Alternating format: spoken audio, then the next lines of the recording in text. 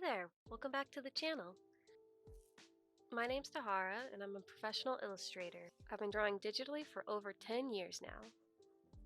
I've got some speed paint videos on my channel here if you want to see what kind of art I make. Today though, I'm going to be unboxing and trying out the XPPen Artist Pro 15.6-inch drawing tablet. I've used a variety of different drawing tablets for both professional work and personal work, including the Wacom Cintiq, Microsoft Surface, and currently the iPad with Procreate.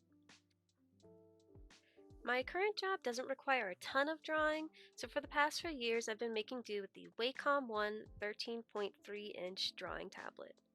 At the time I bought it, I needed something small and affordable, and this certainly got the job done.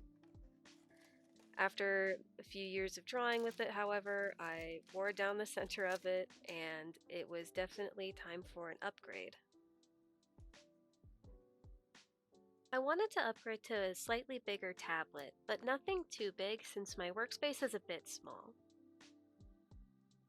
I should mention this is not sponsored. I purchased the tablet myself. When I was shopping around for Black Friday deals, I was actually sort of stuck between the XPPen tablets and the ᴅᴢ tablets. I opted for the XPPen because I heard pretty good things about their tablets over the years, and I was able to snag this one for a pretty good price. The tablet does thankfully come with a stand, but I prefer to use my own since I like to be able to lift the tablet up off the desk and have room for my keyboard underneath. It also comes with a little box of accessories that includes a cleaning cloth and a drawing glove.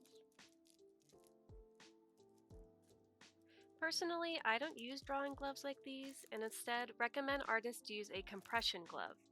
These will cover your hand so it can glide across the screen just like a drawing glove, but it also supports your wrist, which is crucial for artists who are drawing all the time. I was honestly surprised to see that the pen came in such a big case like this.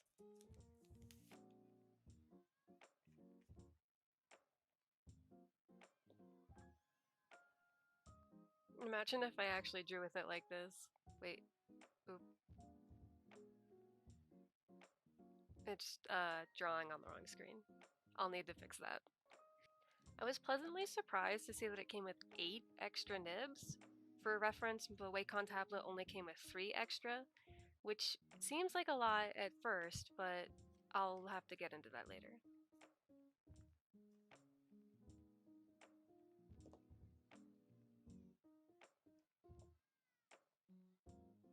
Also, while first testing out the pen, I noticed it made this horrendous sound when I first tried to use it. Like, listen to this.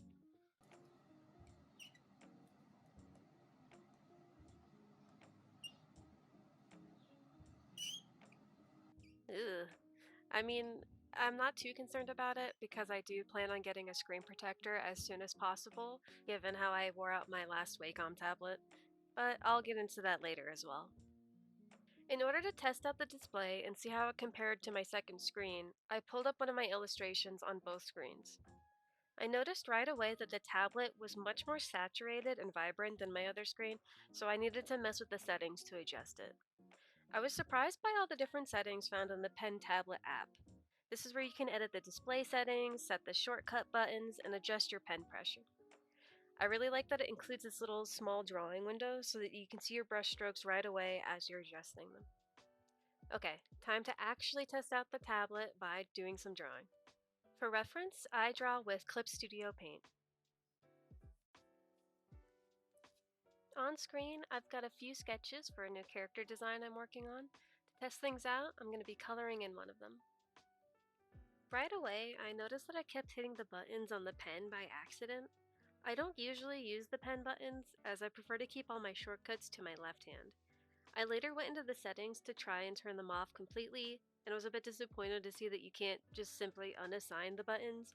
You have to assign them to a function, so I ended up setting the bottom button to left click and the top button to double left click. That way, if I accidentally hit the button, it wouldn't constantly change my tools while I'm drawing. I think if the buttons were harder to click or if they're placed a bit differently, I might try to use them, but for now, I'm going to try and just ignore them for the most part.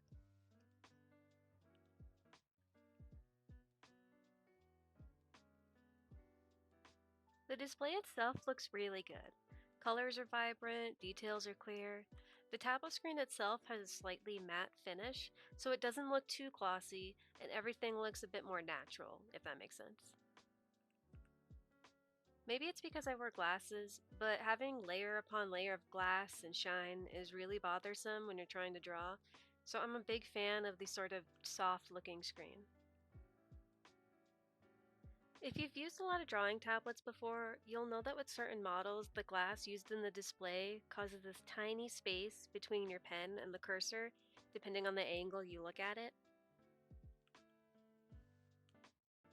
For some artists, this can cause a slight disconnect between your physical brushstrokes and the brushstrokes on the screen.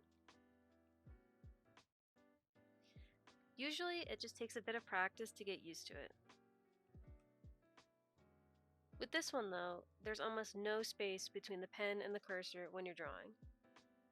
I think this has to do with the laminated screen technology they used for the model. There's less space between the cursor and your physical pen.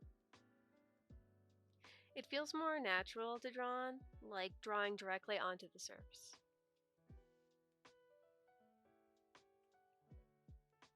While drawing, I didn't notice any sort of lag or latency issues when using the tablet. For reference, I do have a pretty strong PC, so all of my programs run super well. But as far as drawing goes, there weren't any performance issues from my experience.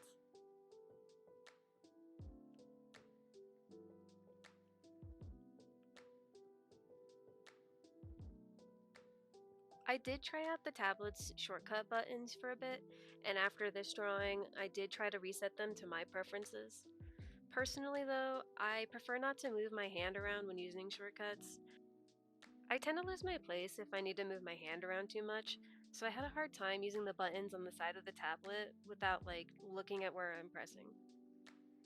Yes, in case you're wondering, I am terrible when it comes to gaming on the PC. I need to see the buttons that I'm pressing. I'd like to try using them a bit further since I really like having the I'd really like trying to use them a bit further since I like the idea of having a scroll wheel easily accessible for things like zooming in and out, changing.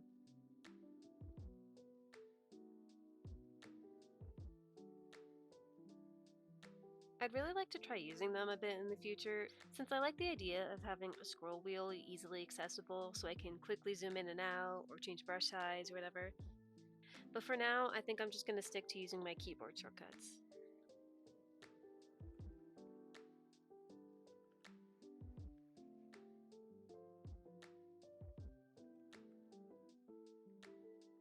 So I did mention earlier that I planned on getting a screen protector for this, since I really wanted to protect the display and not wear it down like my last one. I switched to a matte, paper-like screen protector for my iPad earlier this year, and I really fell in love with the way it felt. It had such a nice, natural feeling to draw on compared to the iPad's glass screen, so I wanted to find something similar for the XPPen tablet. I looked into the XPPen brand screen protector, but it wasn't specifically a paper-like style, and a lot of the reviews were saying it was hard to put on, and I didn't want to pay a lot for something I might not be happy with. I went for a cheaper third-party screen protector. I'll post it here. It had that super matte, paper-like texture I was looking for, and I didn't have any issues putting it on, but this thing shreds pen nibs. I've basically already gone through an entire nib in a little over a month. I don't think I press down super hard when I draw, but maybe I do, especially looking at my Wacom tablet. So I can't say this speaks to the resilience of the XPPen nibs, but when I asked some friends about their experiences, they also said that they tend to go through nibs rather quickly. If that's a concern for you, be aware that these might not be the strongest nibs, especially if you draw kind of hard like I do.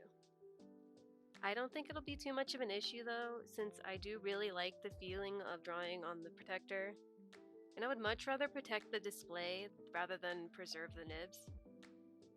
I looked it up, and you can buy a pack of 20 nibs from XP Pen on Amazon for only about $10. so I really don't think it'll be a problem to replace the nibs when I need to.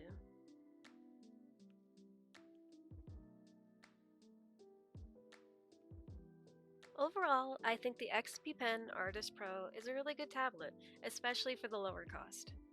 Coming from a Wacom, I didn't really notice any difference in the performance. As I'm recording this, I've been using the tablet for over a month, and it's been really great to use.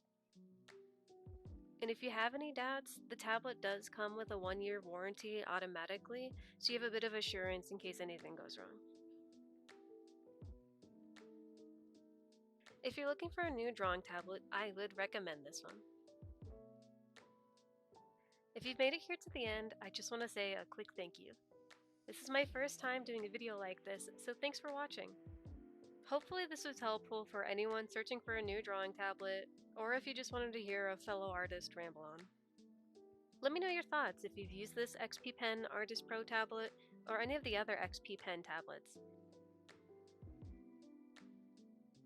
Until then, see you later!